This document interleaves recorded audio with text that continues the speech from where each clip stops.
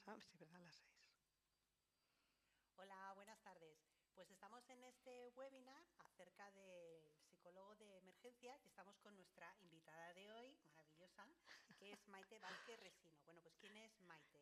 Maite es psicóloga general sanitaria, es psicóloga de emergencias, también es especialista en recursos humanos y forense.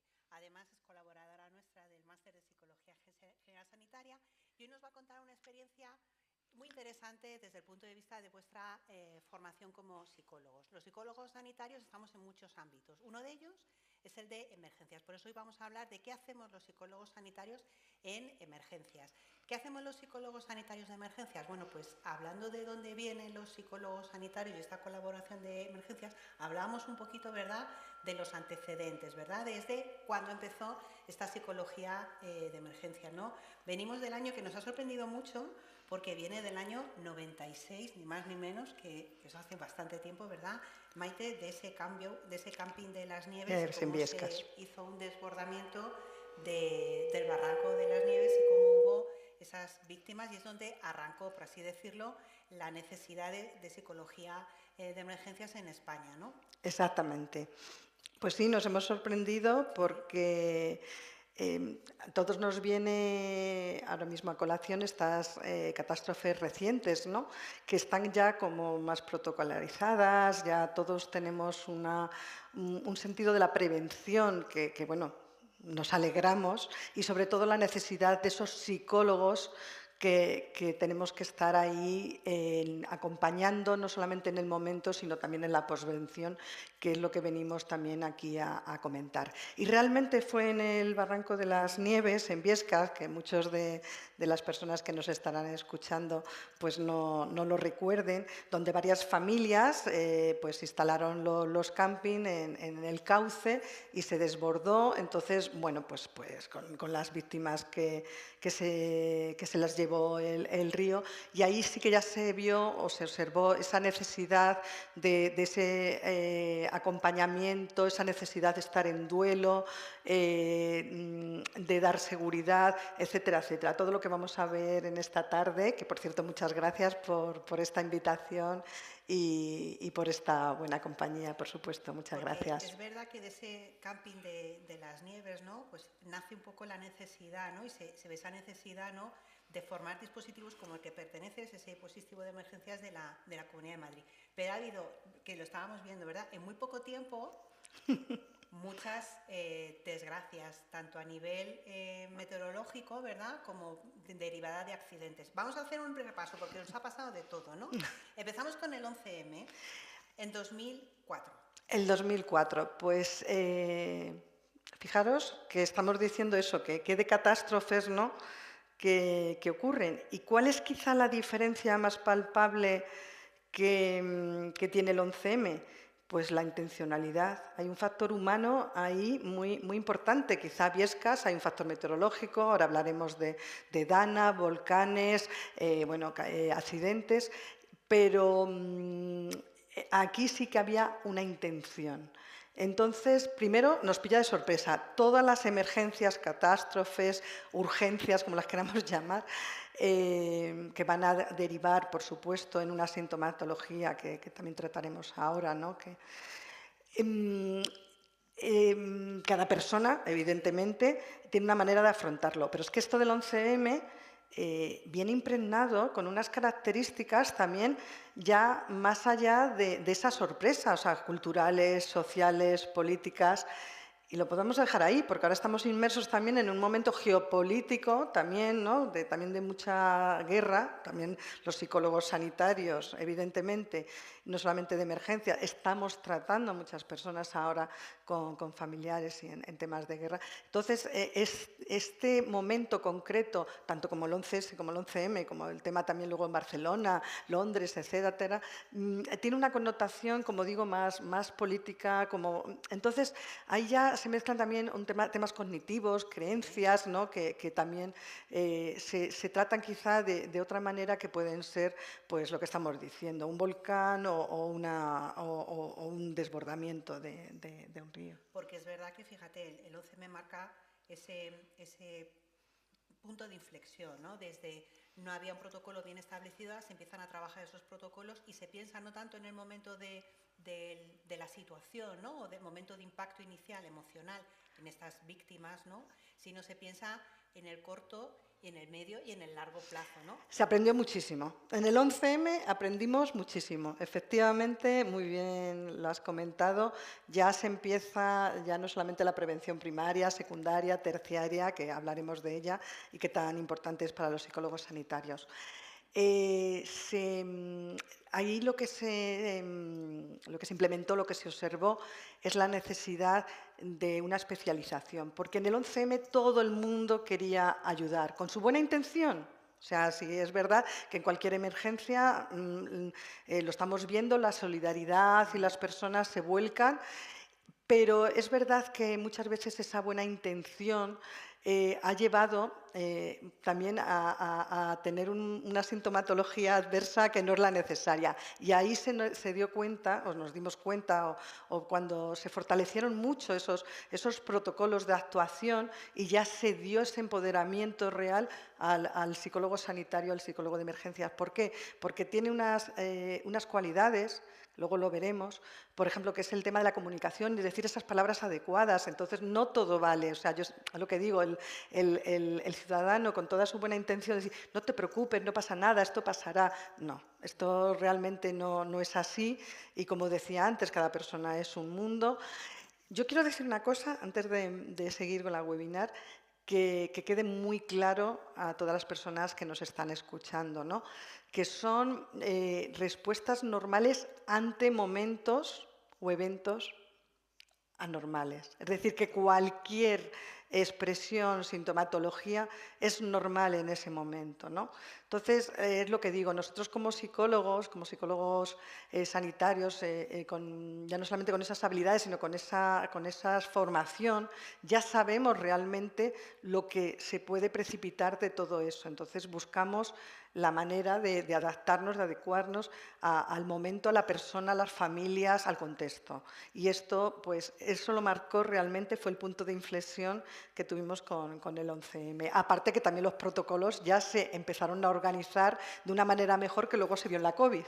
Efectivamente, porque esto del 11M pasó en 2004, pero de 2004 hacia acá ha pasado una serie de acontecimientos donde los psicólogos hemos tenido un papel muy importante, ¿no? Y nuestra formación también, porque es verdad que han pasado muchas cosas. Hablamos del accidente de Spanair en 2008, hablamos de la COVID en 2020, hablamos del volcán de La Palma en 2021, que aunque no tuvo víctimas, porque es verdad que no tuvo víctimas, es verdad que el papel de los psicólogos sanitarios fue muy importante en ese momento. Mucho. Yo en el de La Palma tengo que decir que no estuve, pero sí que es verdad que como pertenezco, y bueno, también voy a agradecer desde aquí, pertenezco al grupo de trabajo de Psicología de Emergencias del Colegio de Psicología de Madrid, pues mis compañeras que estuvieron allí pues nos comentaron la realidad que se estaba viviendo.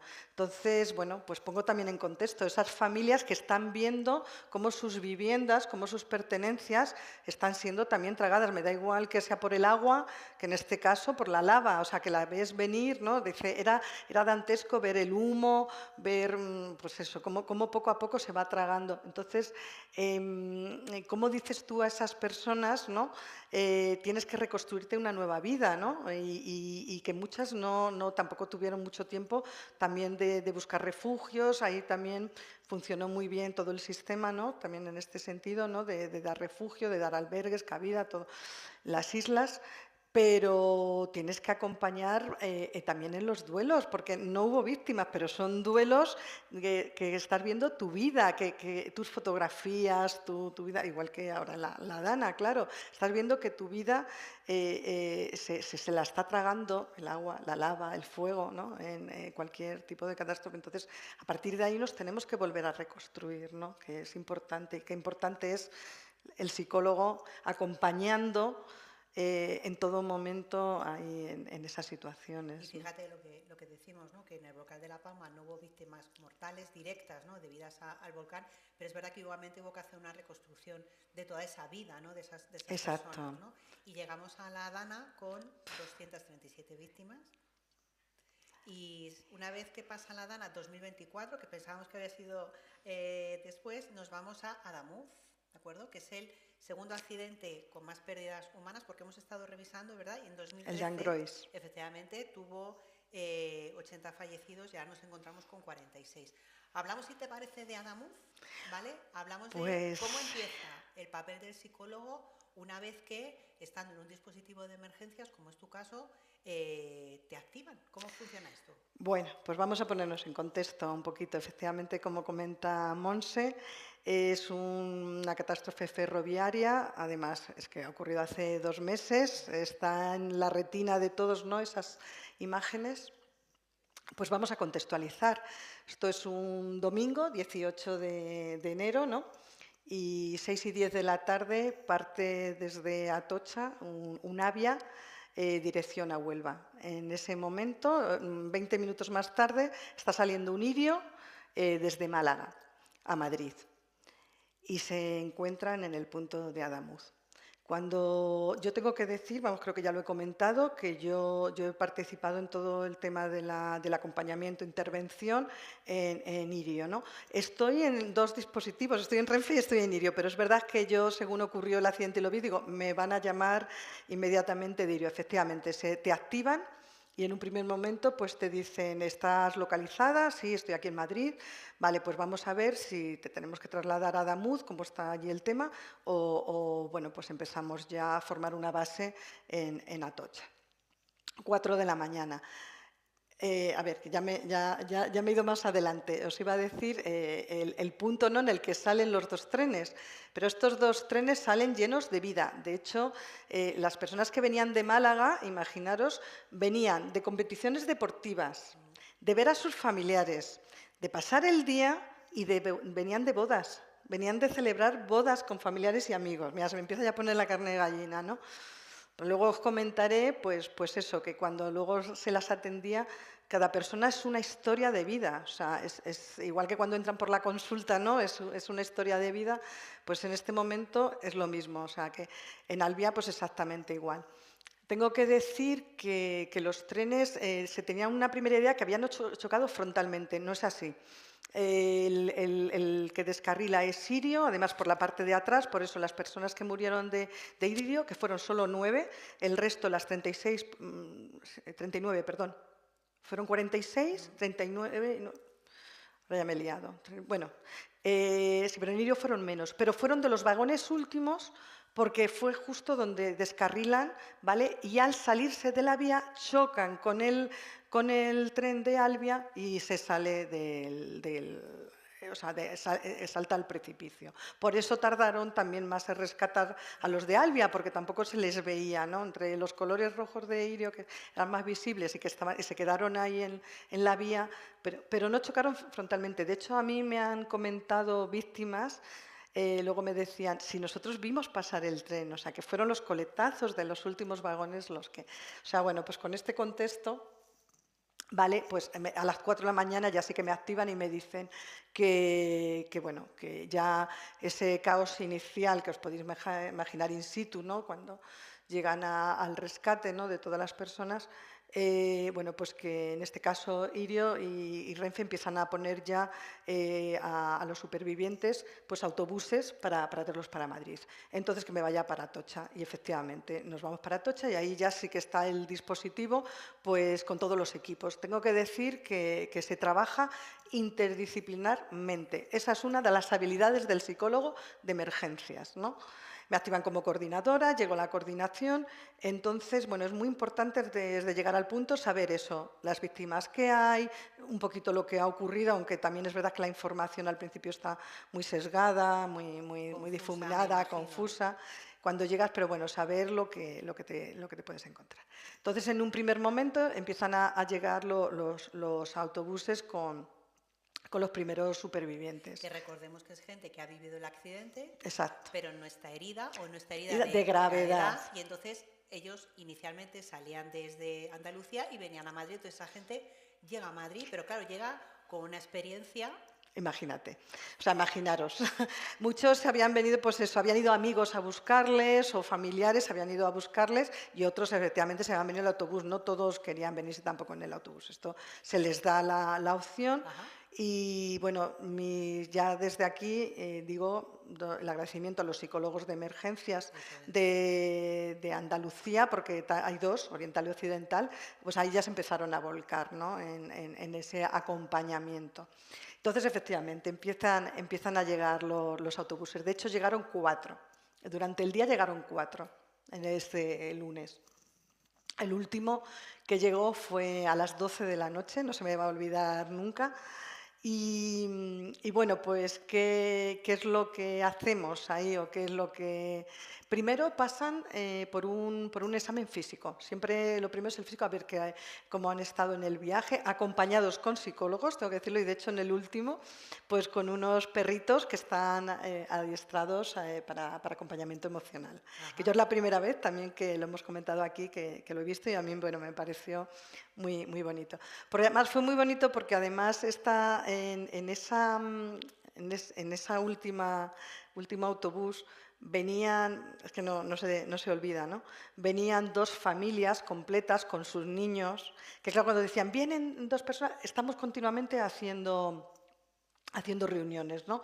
De cómo vienen, de las características de las personas. Porque claro, me imagino que, claro, conforme van saliendo de allí, exacto, os van diciendo, en este eso autobús es, van estas personas con eso estas es. características, un poco también para que vosotros tengáis esa recepción inicial, ¿no? Eso es, está muy bien organizado. Yo tengo que decir que esta experiencia, por si luego no me da tiempo a decirlo, ha sido, bueno, aparte de sorprendente, de lo que lleva una catástrofe en sí, pero sí que tengo que decir que ha estado muy bien organizada por todos,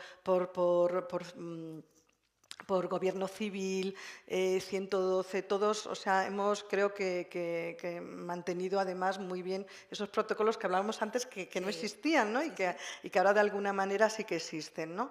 Entonces, pues efectivamente, esas familias o cuando sabes, que eso es muy importante, que alguna de las víctimas que llegan, que haya perdido a alguien, entonces, o que la haya dejado allí, hospitalizada, ¿no? Entonces, eso es muy, muy importante. Lo primero que se les pregunta es que si tienen la necesidad de expresar, de que les acompañemos cuando llegan. Y normalmente sí. Aquí hay algo que muchas veces confunde, ¿no? Que dices, bueno, enseguida vas a ver esa persona que tiene esa necesidad porque la ves muy activada. Pues justo es un poquito al revés. Necesitas ir a esa persona que se queda cabizbaja, ahí ¿no? un poquito escondida, ¿no? Justo la que quizás sí que tiene la necesidad de que le invites, de que digas, ¿te apetece un poquito hablar del tema, de lo que ha ocurrido? ¿Qué tal el viaje? No entramos así de pronto, ¿no? Conectamos, hola, soy Maite, nos presentamos, soy psicóloga, me pongo a tu disposición Y y a partir de... ahí está una de las habilidades que muchas veces hablamos los psicólogos, ¿no? El acercarnos y tener ese primer acercamiento, no Exacto. tanto abordando directamente, Eso sino es. indirectamente ofreciendo la ayuda, ¿no? No a la persona como vengo a solucionártelo todo, Eso sino es, te eso es. pregunto qué tal y a lo mejor de ahí, ¿verdad? Arrancamos lo que es ese momento, ¿no? Donde esa persona te pueda empezar a contactar y pueda tener contigo ese momento inicial, ¿verdad? Jamás podemos ni obligar, como digo, ¿no? Ni increpar, bueno, ni agredir, por supuesto, a ninguna, porque otra de las habilidades es ponernos en su lugar, ¿no? Eso es. O sea, cuando ya nos dicen que venían muchas personas de nacionalidad no española, que también pues venían de Málaga o de pasar el fin de semana y que habían perdido a una amiga o estaba todavía entre los desaparecidos, que ahora veo ya el segundo escenario.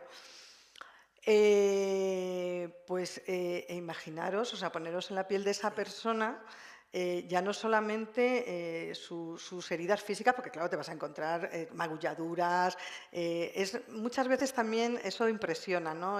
Los niños, ¿no? Cuando los veías, pues eso, con sus vendajes y tal, cuando llegan. Pero es la herida emocional de no saber dónde está esa compañera, ese compañero, o que lo has dejado allí y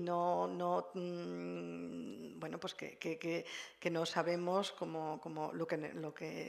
esa incertidumbre, vamos a llamarlo así, ¿no? Sí, sobre todo Esa porque, claro, incertidumbre. tú piensas que tú llegas a Madrid, pero a lo mejor has dejado a alguien ingresado, Claro, has dejado a alguien desaparecido y esa incertidumbre, ¿no? eso te lo encuentras. Es quizá ese momento inicial, ¿no? Pero luego hablamos de lo siguiente, que es no solo las víctimas como tal, que ya vienen a Madrid, sino luego los familiares que se acercan a Atocha preguntando ¿puedo viajar a buscar a mi No, primero te desaparecido? vienen ¿O porque, cómo lo hacemos? Eso es. claro, ellos se informan y saben que el dispositivo está allí en Atocha, la base, entonces pues vienen a informarse si están en los listados y si están ingresados, en qué hospital está. O sea, ese es el segundo escenario, que es el que se da ya también durante el día.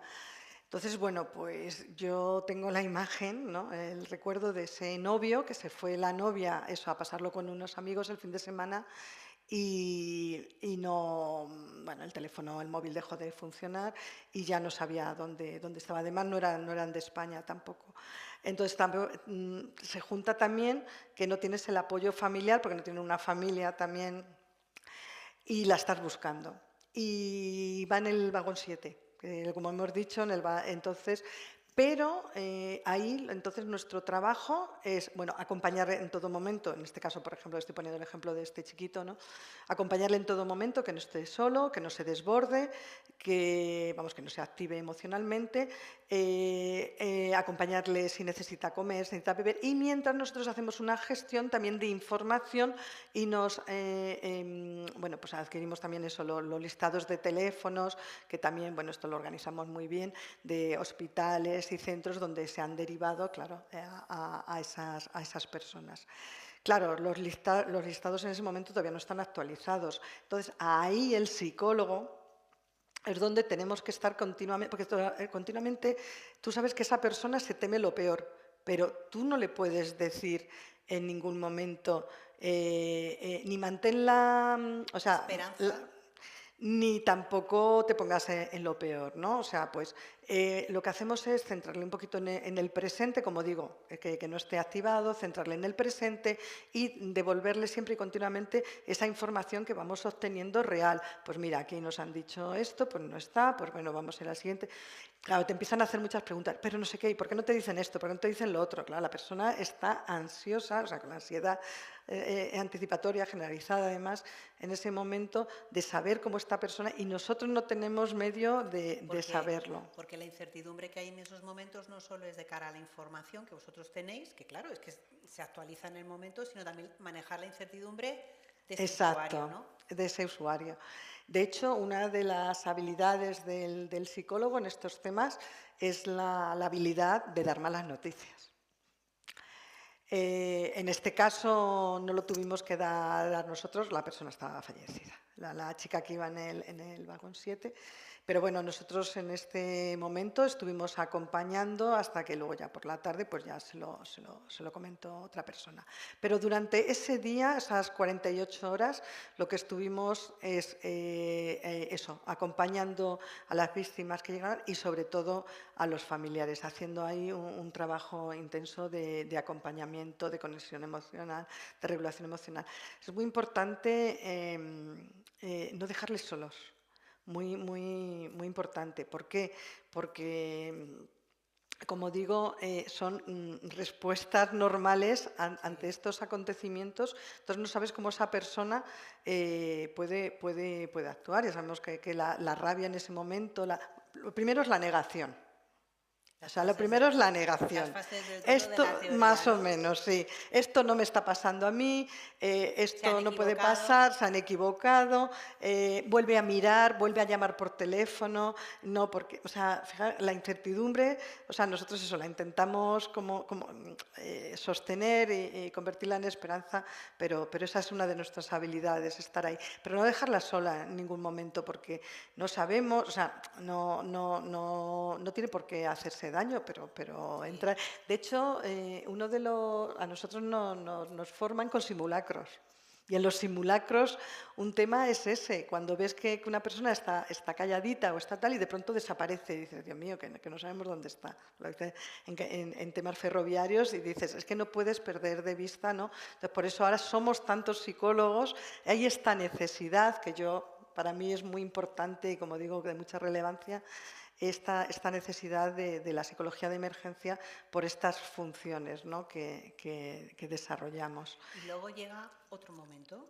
Hemos hablado de 2 momentos que hay ahora y llega otro momento que es cuando muchas personas tienen que ir a recoger enseres. Vale. Tienen que ir a recoger... Esto es un lunes. De lunes a jueves nosotros hemos mantenido activado el dispositivo durante un mes. Del lunes al jueves trabajamos, pues igual, con familiares que pudieran acercarse, pero empezamos a trabajar con trabajadores. Y ahí se nos da otro tema que también como especialistas en recursos humanos, que es mucha gente empieza a darse de baja. Claro. Por ansiedad. Ahí te empiezas a encontrar también otro momento. ¿Y qué ocurre? Que las personas que están trabajando... Estoy hablando además de personal de cabina. En ese momento yo maquinistas no trabajamos, porque además maquinistas estaban en otro sitio, nos lo dijeron luego después, pero bueno. Pero sobre todo, pues empiezan a... Cuando es justo al revés, o sea, hay un tema de exposición en estos temas, que cuanto antes empieces tu actividad, tenemos que también tener en cuenta todos los trabajadores que están allí trabajando, por ejemplo, en oficina, pero sí que se conocen todos, claro, pues a personas o que iban en el tren o afectados, etcétera, etcétera, ¿no? De cabina, compañeros, más se conocen de los dos, de Renfe y de Irio, lo tengo que decir, que es como igual, es un área que se conocen. Por lo cual, claro, que empiezan a verbalizar, si ha pasado esto, me puede pasar a mí hoy también. Eso es. Te encuentras ese otro escenario desde el punto de vista del trabajador y hasta hoy no me había dado cuenta de los riesgos que tenía mi trabajo. Entonces empezamos a trabajar como psicólogos todo este tema con los trabajadores. Porque claro, imagínate que tú eres un auxiliar de cabina donde tú coges un tren. Exacto. Desde la misma estación, hay un trozo del trayecto que no se puede hacer porque recordemos que la vía está interrumpida y tal, pero tú coges un tren de características similares al que ha ocurrido el accidente. Entonces, esa cabeza empezará a pensar, yo no había asumido este riesgo, esto me puede pasar a mí, claro. Le ha pasado a un compañero y no a mí, ¿por qué? Pero ahí, Monse, como psicólogos, ahí está. Anticipamos ese estrés agudo, ese estrés postraumático. Bueno, las víctimas, por supuesto, lo que más trabajamos es esas afectaciones, esas regulaciones emocionales para evitar ese estrés agudo y ese estrés postraumático, por supuesto. Pero en este caso también la ansiedad y las fobias, que nos hemos encontrado luego después de ese mes temas además de fobias, de decir, es que entro en cabina, oigo un ruido y creo que o en el momento que vibra, pues encontrarme ese tema. Y eso es uno de los trabajos que también tuvimos que desarrollar. Y fíjate que estamos hablando de no solo las víctimas, cuando ponemos emergencias, ¿verdad? Como que todos tenemos el foco en la víctima, claro, ¿verdad? Pero hay un colectivo que son los trabajadores, que parece que se nos olvida, ¿no? Entonces, fíjate cuando... Pero hay más. Ahí está. Hay más. Vamos al siguiente. Es que el psicólogo de emergencias también tiene que trabajar con intervinientes. Es que no te puedes imaginar, nos podéis imaginar, perdón, el desgaste, la fatiga emocional que ocurre en estas catástrofes en bomberos, policías, ciudadanos. Todo tipo de intervinientes que esa noche estuvieron en activo y al día siguiente, y bueno, pues imaginaos luego para buscar lo de los enseres. Llegamos al jueves, efectivamente, que es cuando se realiza la entrega de maletas y enseres. Que me imagino que es un momento también muy potente desde el punto de vista del desbordamiento psicológico, puesto que vas a recoger cosas de alguien que a lo mejor ha fallecido, ¿no? Sí. Y bueno, venían los... Sí, fue un momento muy duro, Primero porque tuvieron que estar esperando, porque también hubo que hacer un protocolo, ¿no?, de clasificación de las maletas, se les hacía fotos para enseñarle. Entonces, al principio no iba todo tan rápido, luego ya empezó a fluir y se fue más rápido. Pero al principio, ¿qué ocurría? Que había un momento que tenían que esperar y las emociones se contagian y estamos en un espacio en el que, bueno, pues cada uno contaba, claro, sí. Entonces, ¿qué hacíamos ahí también nosotros? Porque nosotros, nuestro objetivo, en este caso nuestra Nuestro cometido era acompañar a esas personas a revisar sus enseres. Y lo mismo, si querían contarte algo, tú les acompañabas mientras que se buscaban sus pertenencias, y si querían comentar, comentaban, y si no querían comentar, pues nada. Pero todos normalmente te comentaban su historia de vida, ¿no? Pero como digo, estaban esperando, y ahí también había una reactivación y mucha rabia, porque, a ver, entonces nosotros lo que hacíamos era igual, quiere que le acompañemos al baño, necesita agua, venían también muchas personas heridas, está usted cómodo, tal, quiere tal, entonces ahí ya conectabas. Entonces lo que hacíamos cuando entraban luego dentro, la persona que había conectado con esa persona fuera esperando, pues ya, como ya te había conocido, ya habías hablado con él, ya habías esa conexión, ¿no? Fíjate qué curioso ese acompañamiento. Pues ya entrabas dentro, bueno, que además, pues eso, una salita pequeñita, ¿no? La que ya les enseña. Y ahí, pues, hubo de todo. Hubo de todo. Volvemos a decir, son respuestas normales ante momentos anormales. El chico que había perdido su violonchelo porque había ido a un concierto de música y lo encuentra, pero bueno, tú ves...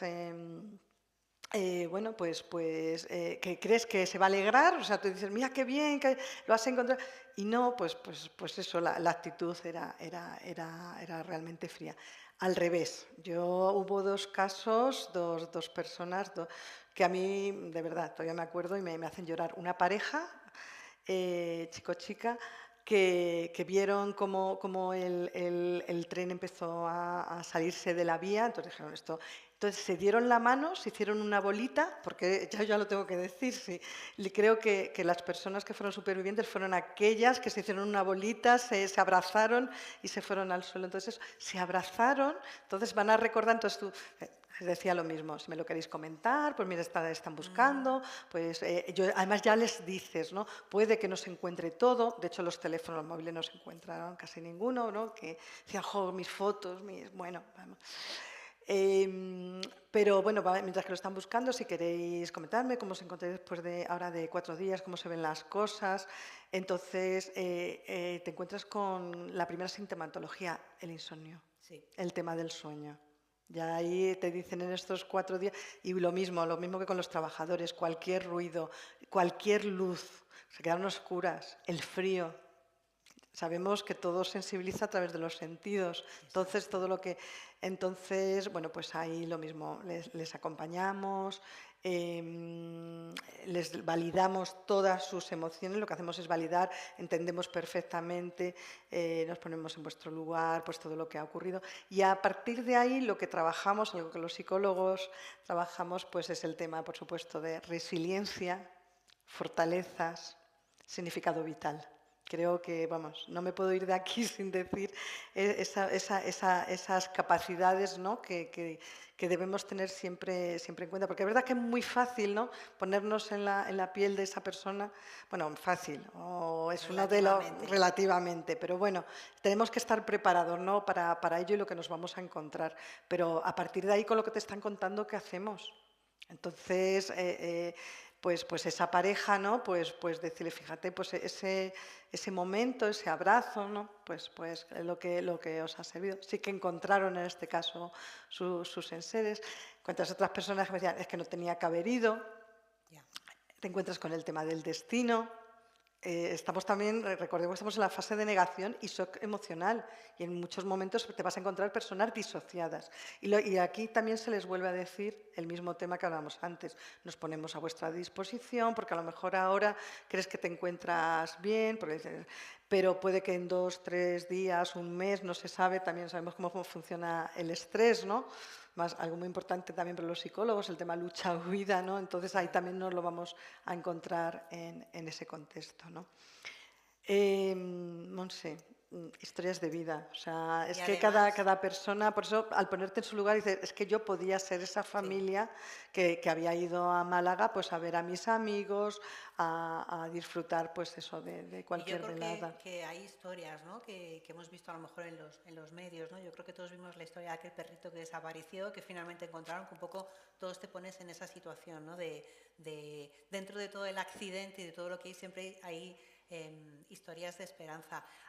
Pero luego está el largo plazo, porque claro, Adamuz ha ocurrido hace 2 meses, hace muy poquito tiempo desde el punto de vista de la evolución de ese estrés postraumático y todo lo que va a venir después, pero a día de hoy, en algunas consultas, por ejemplo, yo tengo supervivientes del 11M, y fíjate que han pasado más de 20 años, que todavía están con sintomatología. Y aquí no solo es la parte inicial de emergencias, sino luego es el seguimiento, ¿verdad? A largo plazo. Sí, Y aquí es donde sí, nosotros sí. tenemos que tener esto presente, que es verdad que vuestro trabajo inicialmente es súper importante y de hecho se ha demostrado, ¿verdad? Que cuanto mejor es el acogimiento inicial, las secuelas a largo plazo son menores, pero es verdad que a largo plazo nos podemos encontrar todavía personas que vienen de una situación de COVID, que vienen de una situación de la Dana, que vienen de un volcán o incluso que vendrán de Adamuz, ¿no? Y para esto tenemos que estar formados, ¿verdad? Total.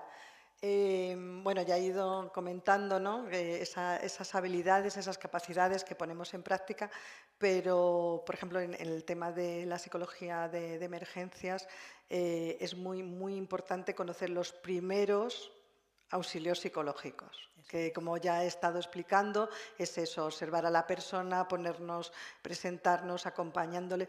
Antes se tenía la idea que el psicólogo de emergencias era esa persona que te daba la botellita de agua o los pañuelitos. No, no, no, estamos ahí, eso, informando, comunicando, conectando, acompañando, pero justo con esas técnicas lo que hacemos es darle seguridad. Para mí lo más importante es darle esa seguridad y sobre todo algo de nuestro psicólogo Bandura, que a mí me gusta mucho, es ese tema de autoeficacia, o sea, volver a remover esos recursos que tiene la persona para ser eficaz, autoeficaz. Y también, también de Bandura, el tema del aprendizaje vicario, ¿no? Pues también a lo mejor un poquito a la persona, ¿no? Sacarle un poco de esa zona, ¿no? Llevarle a otra, por eso también es otra de las habilidades que tenemos, ¿no?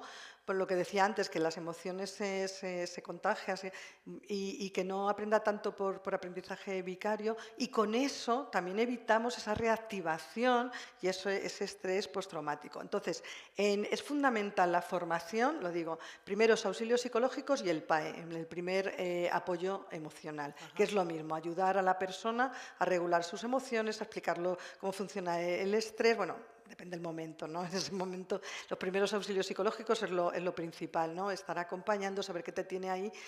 Y luego, en otro cuarto escenario, ya trabajamos, bueno, diariamente con los trabajadores trabajábamos el defusing. El defusing es una técnica también muy, muy importante, yo la utilizo mucho también en el área laboral. Una vez a la semana, por ejemplo, en el área laboral, el defusing, el decir cómo te sientes, qué ha pasado durante el día. El defusing normalmente es en el día, es a corto plazo, muy a corto plazo. Ajá.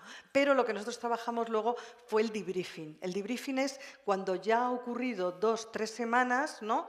Volver a poner, en este caso trabajamos con los trabajadores, maquinistas, cabina, trabajadores de cabina, pues cómo se veía con otra perspectiva, pero ese protocolo hay que adecuarles, además lo he traído por aquí, porque lo tenía, ¿no? De cuando el debriefing son 7 pasos, ¿no? Igual, hay una conexión, invitas a que las personas, pues después de este tiempo, cómo se encuentran, qué es lo que se han encontrado, si era lo esperable, emocionalmente, cómo están. Entonces tú haces un poco la amalgama, la guía, ¿no? de esto. Y ahí surgen también muchas cosas, ¿no? Escuchas, te haces consciente, ves tus fortalezas, volvemos a lo mismo. Entonces, qué importante también es el psicólogo ahí ya un poco en la posvención, ¿no?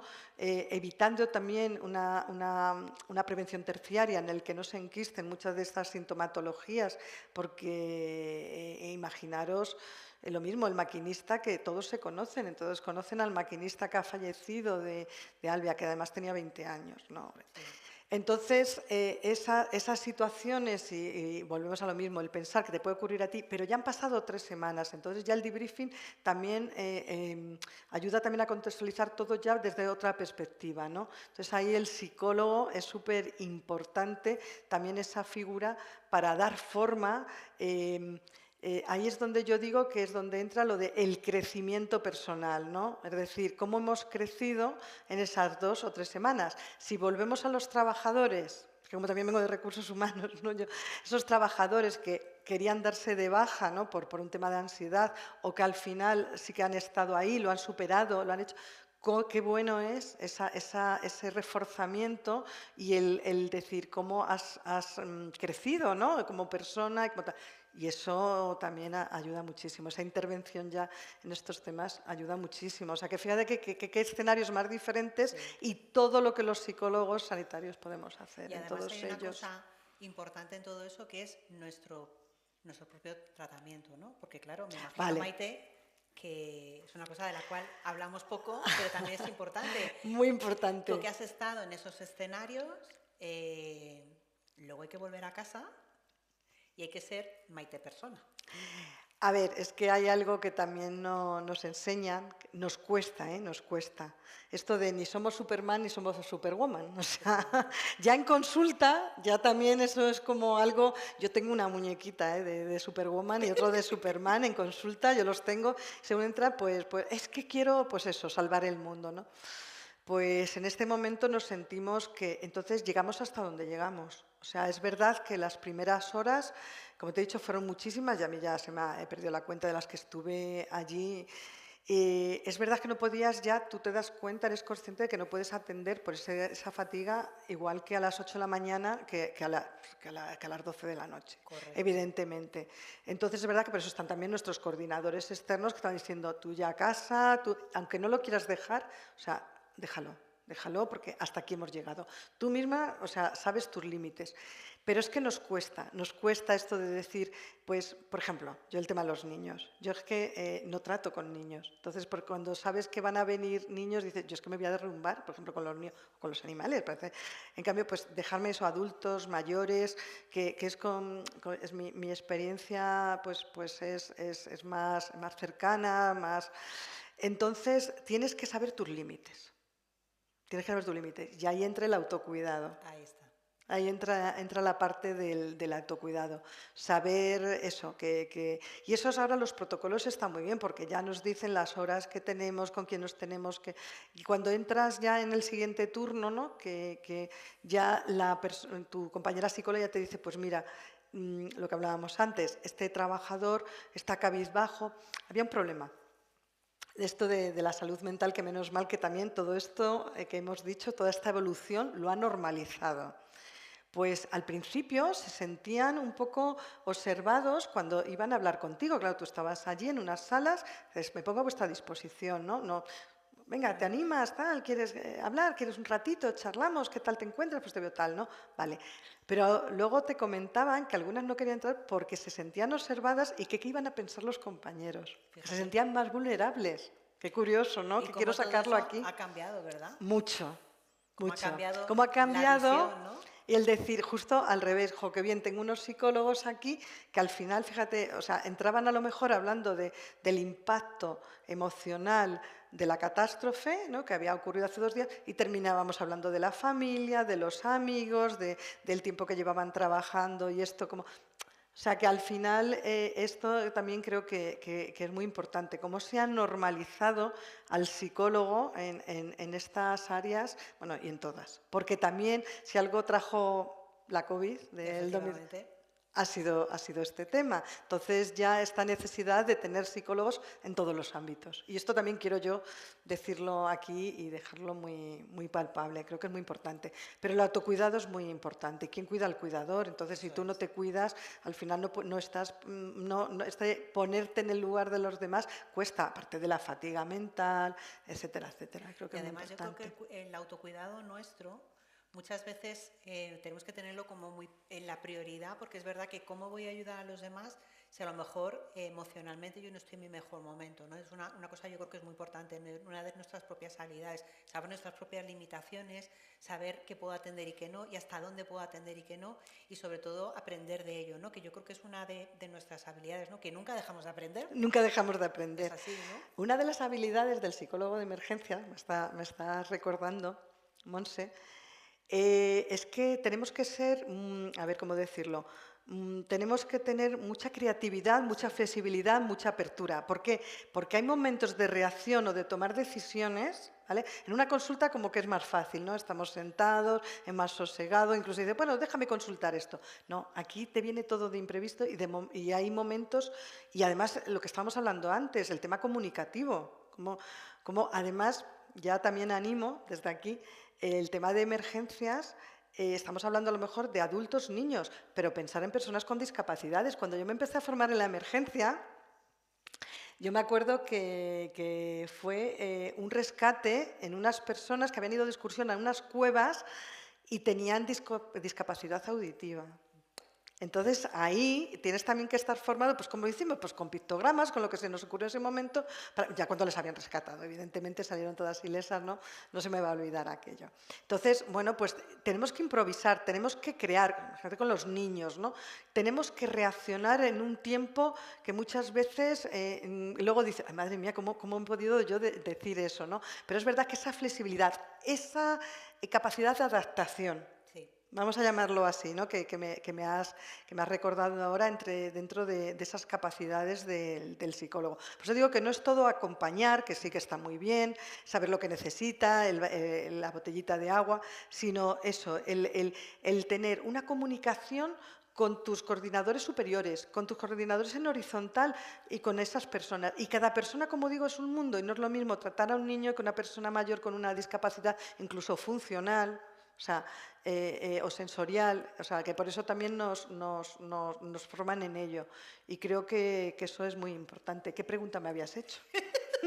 Que me he ido yo ahora por el tema de la flexibilidad, de la adaptación. Hablábamos de nuestro autocuidado, ¿no? Lo importante que es y sobre todo cómo muchas veces se nos olvida, ¿no? Cuando llegas después de esa catástrofe, Maite, ese mes, que nosotras hablamos mucho en ese mes por distintas cosas que yo te iba preguntando, cómo vas, ¿verdad?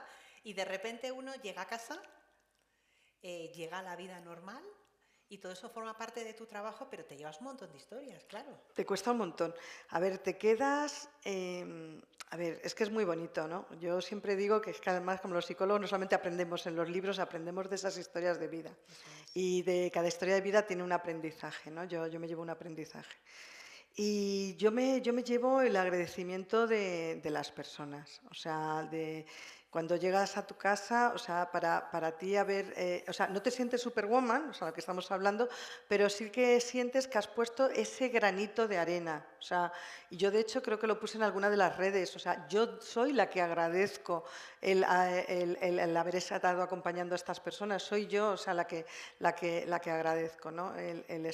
Te sientes, a ver, pues muy, a ver cómo decirlo, ¿no? El haber, sí, pues eso, haber puesto tu granito de arena, esa comprensión, esto que hablamos, esa capacidad de escucha, que por cierto, hablando otra vez de la comunicación, que es una de nuestras capacidades de poder adaptar esas palabras a la persona en ese momento, ¿no? Pero que una también de nuestras capacidades, o entra dentro de esa capacidad comunicativa, son los silencios.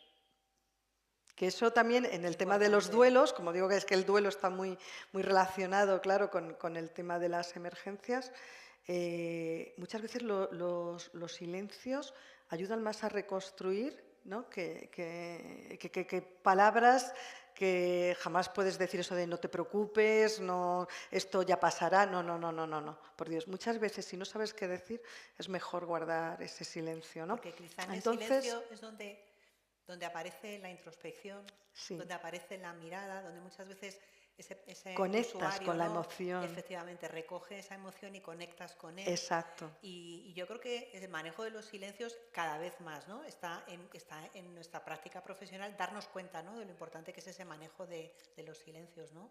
Eso es muy importante. Es una de... Vamos, como las personas que nos estén escuchando, yo lo dejo aquí porque creo que es muy importante. Y luego el trabajar en equipo. O sea, entonces, ¿qué te llevas? Pues te llevas el agradecimiento de las personas que has atendido.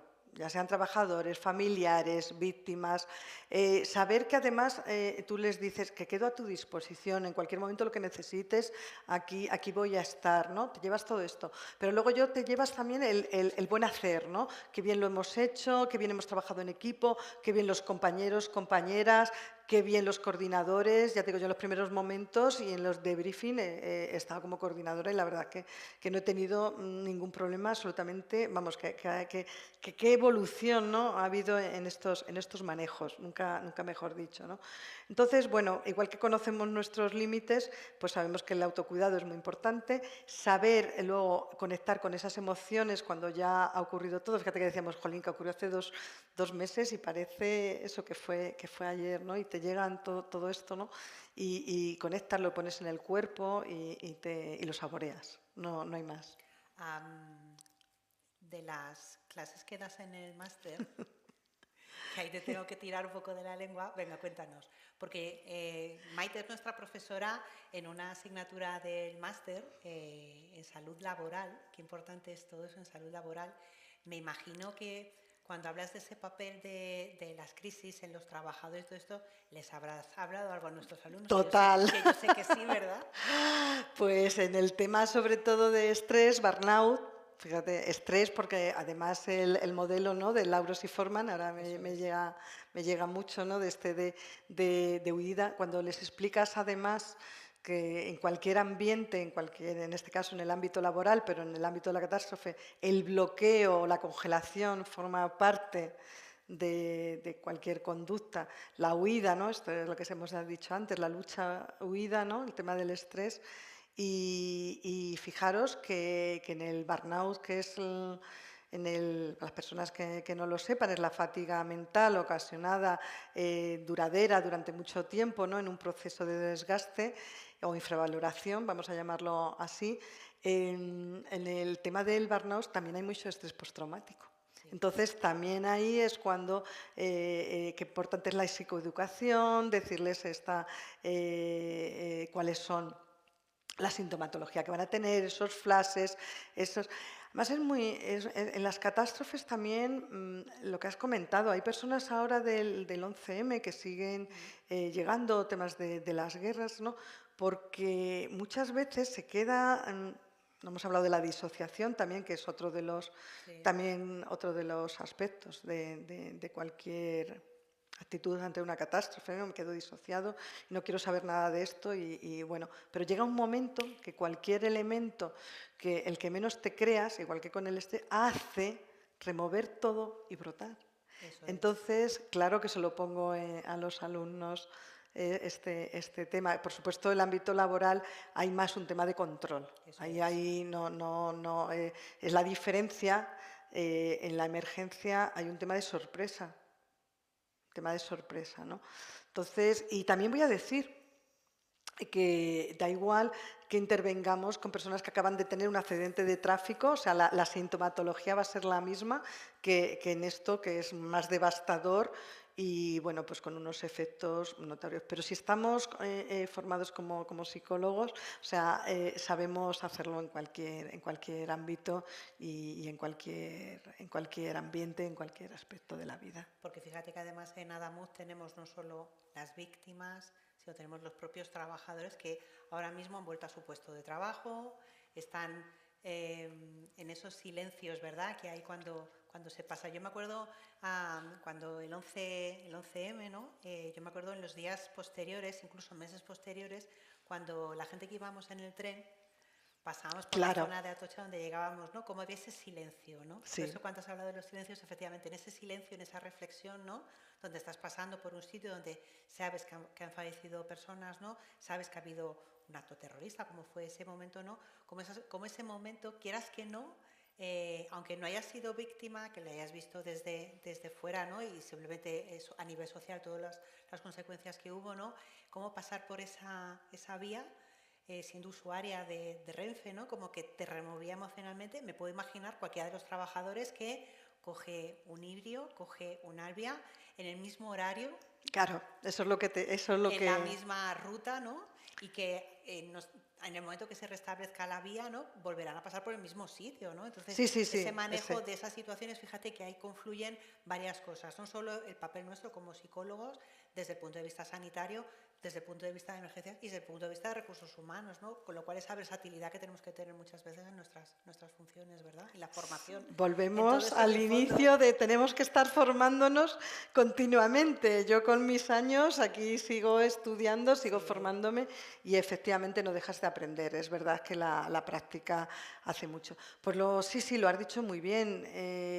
Creo que en este caso el estar formado en recursos humanos te ayuda mucho a entender muchas cosas.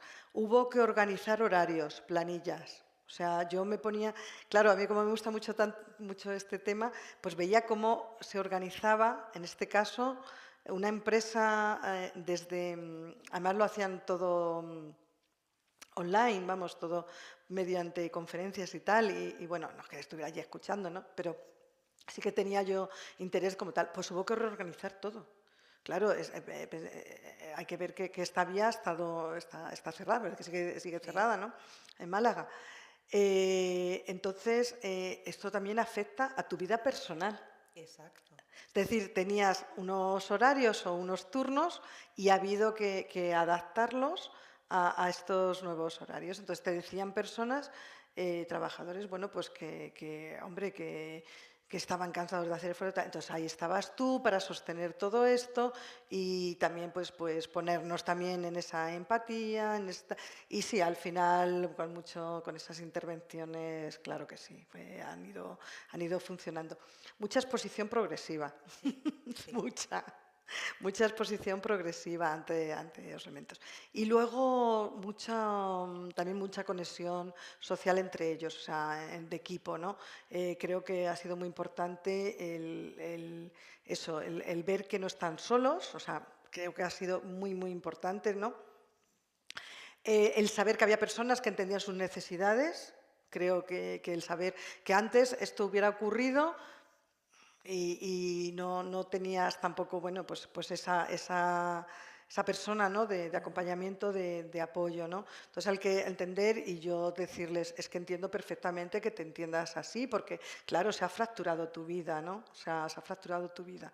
Pero bueno, vamos a pensar en el presente, la mejor manera para ti, el mayor beneficio, o sea, para ti en estos momentos y por supuesto que no repercuta. Y si al final siempre hay un punto en que un buen equipo, o sea, es también por temas laborales, por supuesto, Sí, un buen equipo y recursos humanos, si trabajan todos al mismo tiempo, se llega al objetivo. Y se ha llegado, yo creo que se ha llegado y se hizo muy bien. yo Y creo que estuvimos además, ahí, sí. yo creo que además el papel como el vuestro, ¿no? Donde venís de la experiencia vuestra y de cómo habéis construido, ¿no? Ese equipo, ¿no? De coordinación y cómo ante una situación como esta extraordinaria, ¿no? Lo que hablamos, esas reacciones normales en situaciones extraordinarias, también en vosotros, ¿no?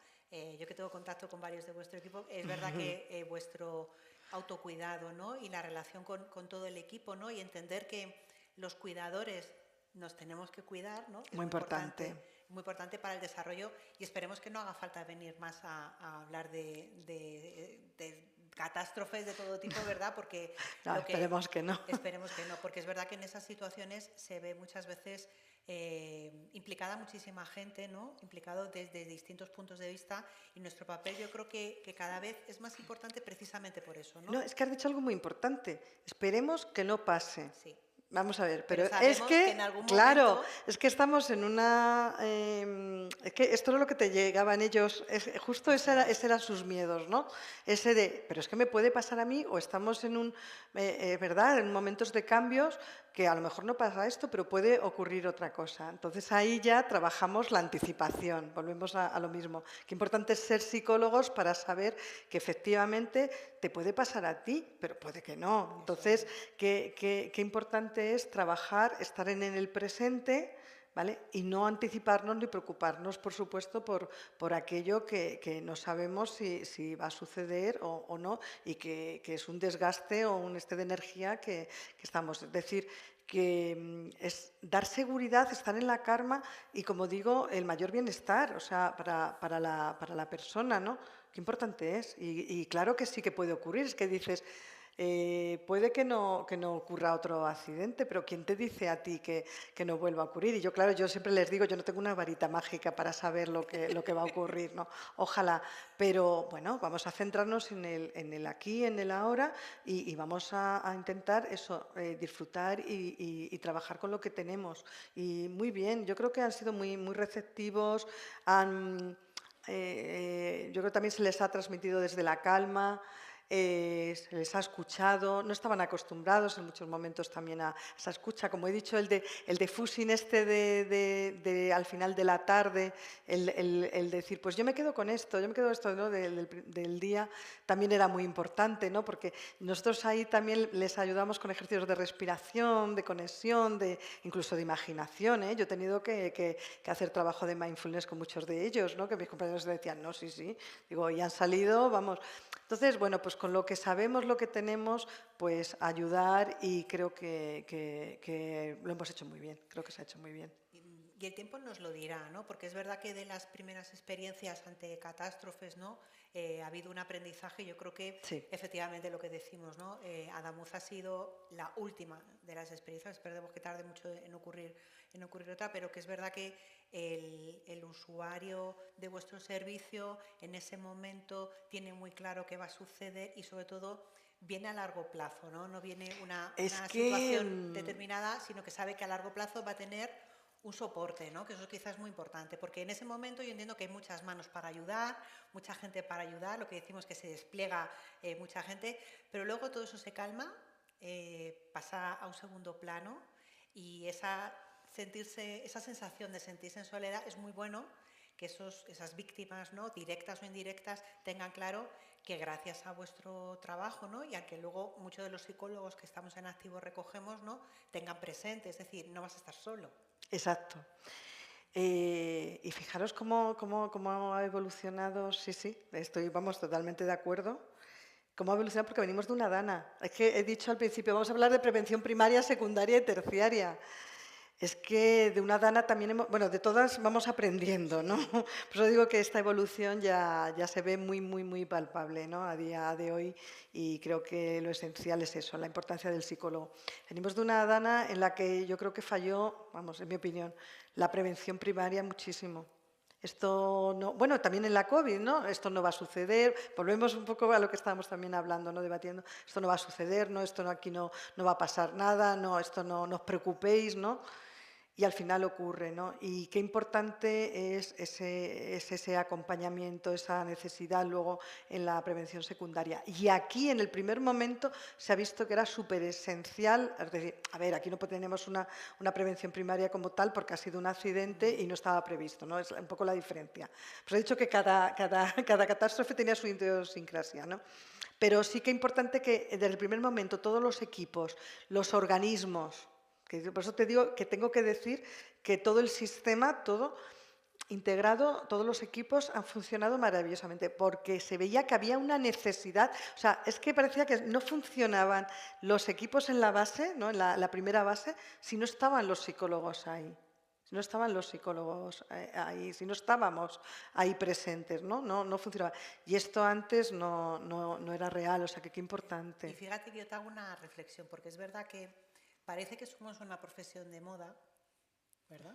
Da a veces un poco la sensación, y yo creo que no es eso, sino es colocar una cosa muy importante que es el bienestar y la salud, porque cuando la Organización Mundial de la Salud habla de salud, no solo habla de la salud física, sino que habla de la salud emocional. Y yo creo que ahí, como sociedad, hemos logrado entender que estar bien físicamente es una parte de nuestra salud y los psicólogos formamos parte de esa salud mental, ¿no? Entonces yo creo que hemos dado un salto y nos hemos visibilizado como grupo profesional muy importante, ¿no? Y en ese sentido yo creo que entre todos, ¿no? Los que estamos en activo y todos los que han venido atrás, ¿no? Hemos venido un poco a reivindicar.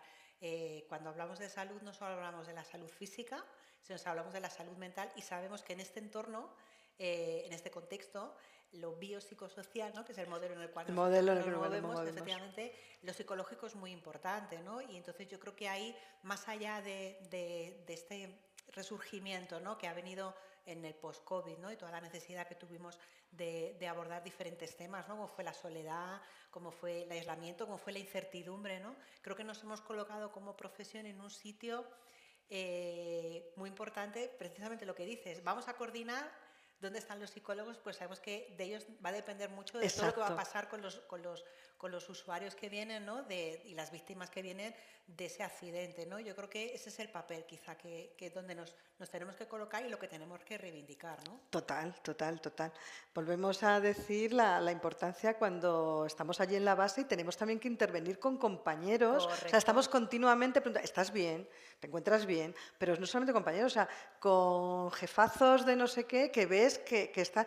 Necesitas que te acompañen, necesitas que respirar, quieres o sea, es que esa necesidad ya no entra tanto en el estar de moda, entra dentro en ese equilibrio biopsicosocial, en el que al final todos somos iguales, vamos a decirlo así, estamos, aunque tengamos ese objetivo, ¿no?, de ayudar a las personas, estamos trabajando muy unidos. Por eso digo que qué bueno eso, el apoyar y colaborar en equipo hacia el mismo objetivo, ¿no?, que era esa salud emocional de las personas. Qué importante, además, somos el modelo. Me acuerdo que somos el modelo, ¿no?, porque volvemos a lo de que las emociones se transmiten. Entonces, yo creo que como según nos encontrábamos nosotros ahí en ese momento, ¿no?, igual de certidumbre, de pérdida, de ausencias, ¿no?, pues también los demás, que no son psicólogos, hablo de las personas que no son psicólogos, también se reflejaban en nosotros y nos pedían consejos. O sea, qué bueno, ¿no?, que no es el estar tan de moda, sino el estar disponibles ahora mismo para la sociedad, para una sociedad más sana y mejor, ¿no? Que yo también eso se lo digo a los alumnos. Sí. Lo digo a los alumnos. Sí. Yo creo que que es muy importante, importante, ¿no?, entender ese centro de la salud. No sé si tenemos alguna pregunta, sí, me imagino muchas. que un montón, ¿verdad? Pues si queréis damos paso a unas preguntas, si no le importa a Maite. No, ya. Porque me imagino que tendremos muchas demandas de preguntarnos cositas, ¿verdad? Vamos, mientras nos van chivando preguntas, damos el contacto de Maite en redes, si no te importa, Maite, en LinkedIn, por ejemplo, damos tu contacto. En LinkedIn es María Teresa Vázquez Resino, pues eso, con todos los apellidos. Pues la tenéis sí. ahí en LinkedIn, pues si queréis contactar y el con tuyo él. también, Y el mío también, ¿no? Montserrat Díaz Rosell, si queréis contactar con cualquiera de nosotros, sí. que aquí la protagonista Yo hoy me pongo... es Maite. No, y Monse, por supuesto, en la universidad que nos da este espacio. No, sí, nos ponemos a vuestra disposición para lo que necesitéis, no sé, ¿si hay claro que sí. ¿Alguna pregunta? Pues nada. Venga, contadnos. Pues perfecto. Teníamos Gracias. un par de preguntas. ¿Vale? Y la primera de todas es, ¿cómo asegurarías que el paciente no tenga recaídas a largo tiempo? Uy, eso no se sabe, volvemos a lo mismo, ¿no? Al revés, hay personas que salen, que las ves fuertes y, hombre, también por nuestra experiencia, ¿no? Por nuestra experiencia de más clínica, o sea, esto lo vemos en consulta, ¿no? Ya también continuamente decimos, uy, esta persona va a recaer, o al revés. Pues en las personas que pensamos que están más fuertes, he dicho algo al principio que es muy importante, ¿no? Esa no que se esconde, ¿no?, sino que evita, vamos a decirlo así, la evitación, que evita y no quiere afrontar esa realidad porque en un principio cree que le va a hacer daño y va a sufrir, ¿vale? Esa es la persona que más necesita. Sí. O sea, no sé si Monse está de acuerdo. Entonces, esas personas, si en ese momento, como nosotros ya sabemos esas sintomatologías que hemos hablado, las que estamos formados de TED, de estrés agudo, etcétera, sabemos esa sintomatología, es la que tenemos que estar observando más continuamente. Yo no sé si tú estás de acuerdo. Además, yo creo que ocurre una cosa. Luego hay detonantes. Porque tú puedes haber tratado bien, haber creído que has cerrado bien un proceso terapéutico con una persona y ocurre algo 5 años, 3 años, 10 años después que vuelve, ¿no?, a desencadenar todo eso y desentonar un poco con la línea emocional que traía, ¿no? Me estoy acordando, por ejemplo, esto que ha sucedido en Adamuz. Recuerdo que venimos de otro accidente como fue el de Santiago, ¿verdad?, hace unos años. Seguramente muchas de las personas que vivieron aquel accidente, al escuchar esa noticia, hayan tenido una, por así decirlo, una activación emocional muy importante que probablemente haya requerido ayuda. Por eso Que es esto me importante, ¿no? recuerda también a otra de nuestras capacidades, porque nos enrollamos mucho. No voy a contar el caso porque además no estoy autorizada para ello, pero sí que es muy importante saber cuando tenemos que atender, aparte de lo que hablamos antes de los límites, saber si hay algo que está interfiriendo en ello. Y yo os puedo decir que sí que había personas que conocían, psicólogos que conocían o tenían algún caso de fallecimiento en el otro tema, Ya. pero ya es verdad que estaban trabajadas. Entonces, en el tema de las recaídas, pues yo tengo que decir que si están luego en una intervención terapéutica adecuada, no tienen por qué. O sea, no tienen por qué recaer, pero no se sabe. La vida. La vida, efectivamente. Vale, la siguiente pregunta es, en referencia a lo de Adamuz, Sí. ¿qué mecanismos puede tener una persona de defensa ante una situación tan grande de estrés? Ya lo hemos dicho, el La bloqueo, la disociación. disociación, la negación, la proyección. Luego recordar también que hay muchos temas de culpa. No tenía que haber cogido ese tren. Exactamente. porque- Y sí, Y sí, el famoso ese. sí. Y bueno, a ver, venga, me vais a hacer hablar de un caso que... ¿Y cuando se cambian el asiento? Es que ha pasado, ¿eh? O sea, no quería sacarlo, pero ¿y si te cambio el asiento y la persona que ha fallecido era yo la que tenía que ir? Imaginaos cómo trabajamos ahí la culpa, la frustración, la rabia en un primer momento. Entonces, ¿qué mecanismos? Pues te puedes imaginar. Porque además en ese caso estaba destinado a ser yo. Se a habla ser mucho otra del persona, destino, ¿eh? Sí. Mucho. Y la culpa, ¿no? Que La sale en ese culpa. momento, ¿no? El destino ese que Sí. parece que estaba marcado porque era yo, me cambié de asiento y O que han perdido el tren. sí. O lo han adelantado o lo han retrasado. ¿Cuántos casos hay? Sí. Y no los hemos encontrado. Entonces ahí entra mucho del destino. Entonces, ¿qué mecanismos? Pues de todo, igual. La culpa, la rabia, la responsabilidad de los hechos. A ver, yo algo que me quedo mucho es todas las personas supervivientes que ayudaron, o sea, también se han sentido, para ellos eso ha sido también una sanación. O sea, cuando te venían y te decían, no, yo no vengo a recoger las maletas, ha habido familias, pero pasaba por aquí, sabía qué tal y quería ver a personas que he ayudado a salir del vagón, etcétera, etcétera. Mira, se me pone la piel de gallina, ¿no? Entonces, también luego te dicen, no sé de dónde saqué las fuerzas. Pues es que es normal, cuando vemos un accidente ahora mismo, pues o nos congelamos o salimos corriendo porque no queremos ver sangre, o al revés, nos ponemos a disposición, empezamos a ayudar y sacamos fuerzas donde las haya. Esos realmente son los mecanismos que eso. Pero el primero siempre es la negación, o sea, esto no tenía que haber pasado. Y además yo creo que en muchas de esas situaciones, ¿no? Todo lo que hay alrededor, ¿no? De los accidentes, el morbo con el que muchas veces se tratan determinadas cosas en los medios y todo esto, a nosotros nos pone muchas veces el papel mucho más complicado, ¿verdad? En el hecho de cómo lo queremos tratar con nuestros pacientes y resulta que luego hay una sobreexposición, ¿no? Entonces, como eso algunas veces no nos ayuda, ¿verdad? El modo en el cual desde determinados medios, no vamos a generalizar. No vamos a generalizar, pero otra de las capacidades del psicólogo en la emergencia es también gestionar con los medios de comunicación, que se me olvidaba, y atenderlos y decir las cosas como realmente han ocurrido, ¿no? Utilizando efectivamente las palabras, la comunicación, para que ni hagan morbo, pero en todo siempre hay morbo. Y yo, por ejemplo, esto en la COVID tuve que trabajarlo mucho con los mayores, mucho el tema de la información, de la comunicación sesgada, de estar viendo imágenes repetitivamente, el morbo. Es verdad, ese tema no lo habíamos sacado y mira, es muy importante y muy interesante también para el tema de las recaídas, por cierto, también por el tema de imágenes. Pues no sé si hay tiempo para una pregunta más. Otra pregunta más Venga, sería... va, Maite. ¿Qué especialización hay que estudiar para ser un psicólogo de emergencias? Lo primero hay que ser psicólogo sanitario o vía PIR, esto lo tenemos que tener en cuenta y sobre todo con nosotros tenéis formación en UAC, sin lugar a dudas, que es por lo que estamos aquí, ¿no? Para hablar de nuestro máster de Psicología General Sanitaria. Y además, ¿qué hay que hacer? Un máster. Normalmente es un máster. Hemos hablado que la formación es básica, es elemental. Es verdad que la práctica, ya cuando estás formado en sanitario, y creo que lo hemos ido diciendo, es la base, ¿no? Fundamental de ver eso, nuestras capacidades y ver lo que se ajusta a eso. Pero reglada como tal como especialidad no pasa lo mismo que con forense, pasa lo mismo que con la gerontología.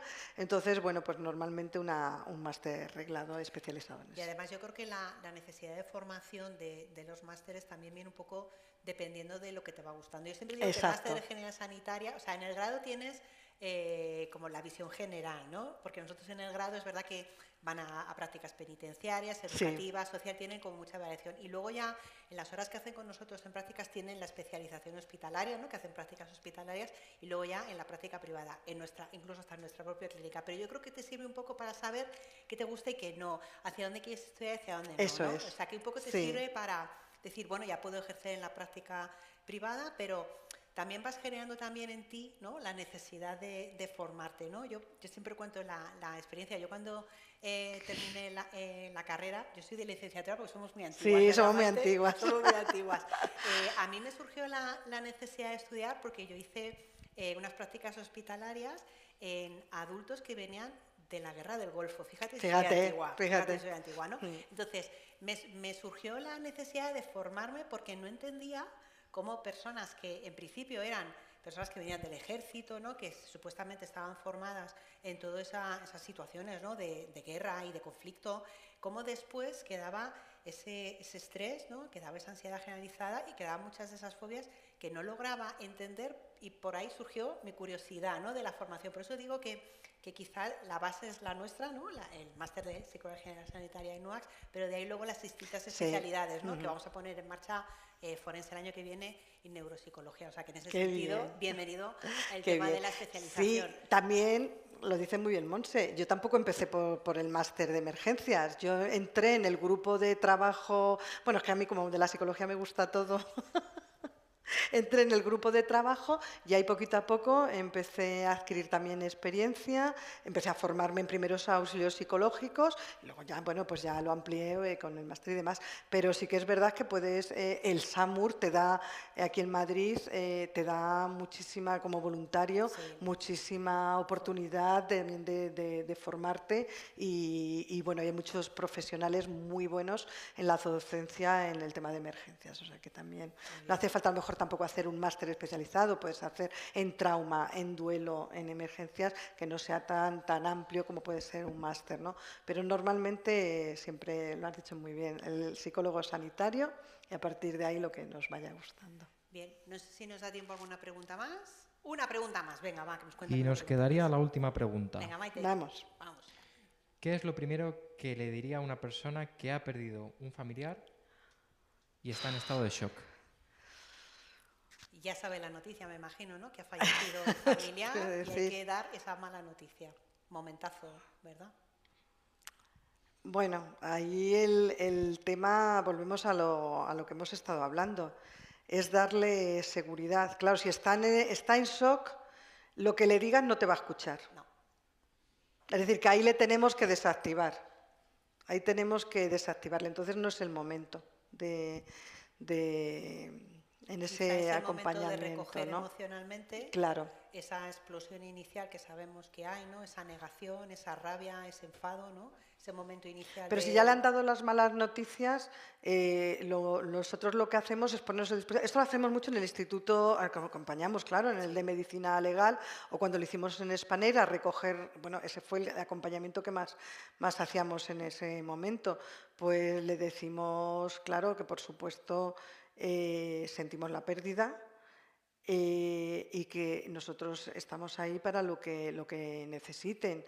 Hay algo muy importante que no hemos dicho, que es verdad que el contacto es muy importante, pero no todas las personas les gusta que le toquen, es decir, esos abrazos. Entonces también hay que pedir permiso, ¿no? Cuando le vas a decir a una persona o le vas a proyectar ese sentimiento de pérdida, pues lo primero que te viene es abrazarle. Entonces, permíteme o pregúntale o porque el consolar parece que eso, que... Entonces, no, date tu momento, exprésate emocionalmente, si quieres llorar, llora.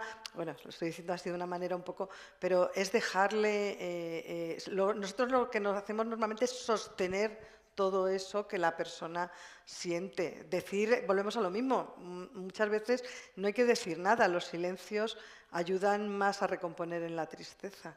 Y además en ese momento una persona en shock probablemente no nos escuche, ¿no? Hay No, que eso no te va a escuchar. recoger y cuando llegue el momento pues ya entraremos en el diálogo, ¿no? O en los silencios, depende un poco de lo que toque en ese momento. Sí, ahora sí que sí.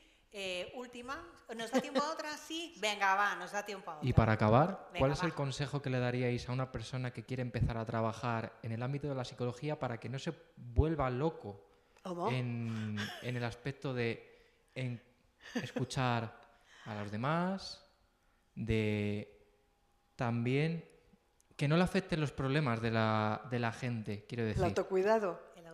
O el estrés, la regulación del estrés. Hombre, yo creo que es muy importante entender que como psicólogos en nuestra formación, tanto de grado como de máster, yo pongo en el centro que primero los profesionales que formamos a otros profesionales somos psicólogos, ¿no? No venimos de otro campo distinto, sino que tenemos nuestro propio bagaje, ¿no? Además, de hecho, es una cosa de nuestro claustro, ¿no? El claustro UACS, todos somos profesionales en activo. Entonces, yo creo que nuestro propio bagaje profesional, ¿no? Hace que tengamos claro qué queremos hacer y cómo lo queremos hacer, ¿no? Y luego, más allá de eso, ese autocuidado que enseñamos tanto en grado como en máster, ¿no? Y cómo cuidamos mucho a los que cuidamos, ¿no? Eso lo decimos muchas veces porque es cierto, ¿no? En nuestra propia formación no solo es las bases teóricas, las bases prácticas, ¿no? Sino ir haciendo la maduración profesional de nuestro propio bagaje, ¿no? Porque no es lo mismo el psicólogo que éramos hace 20 años que el que somos ahora y el que éramos hace 10 años que el que somos ahora. Yo creo que no solo es la parte formativa, sino también es un poco el asentar todos los conocimientos, ¿no? Y sobre todo tener una trayectoria profesional marcada sin lugar a duda por la formación de calidad, ¿no? Que es lo que queremos hacer en UACS, ¿no? Es decir, tanto en grado como en máster, nuestro desarrollo profesional de los estudiantes y de los futuros egresados es eso, ¿no? Que tengan profesionales en activo, que les den clase, que puedan compartir con ellos casos reales y luego todo el trayecto formativo de prácticas, ¿no? Que les ayuda a ir desenvolviéndose en ese mundo profesional y que luego van a salir, ¿no? Sí, sí, totalmente de acuerdo. Que cuando ha dicho ese no volverte loco, es que justo en estas formaciones que la UAS pone a vuestra disposición, justo es que es uno de los temas que trabajamos, efectivamente. O sea, el saber gestionar, el saber adaptarnos, esa capacidad, esa flexibilidad, por lo cual en ningún momento esa sensación hay que tenerla en cuenta, por supuesto. Todo lo contrario, eso es. Bien, pues ya no nos da tiempo a ninguna pregunta más. Bien, pues damos a Maite Vázquez Resino, que la podéis encontrar así en LinkedIn. Muchas gracias por... Gracias a vosotros y a Monse por darnos esta oportunidad de estar aquí. Eso es, si queréis formaros con profesionales como Maite... como las dos. Tenéis la oportunidad de hacerlo tanto en el grado como en el máster de Psicología General Sanitario y el año que viene máster en Forense y en Neuropsicología. Aquí en la Universidad Alfonso X el Sabio. Os damos muchas gracias a todos. Tenéis nuestro contacto profesional, pues si alguien quiere ponerse en contacto con nosotros y estamos abiertas a escuchar lo que nos podáis ofrecer y lo que os podamos ofrecer o ayudar en lo que necesitéis. Pues muchas gracias a todos. Y buenas tardes. Gracias.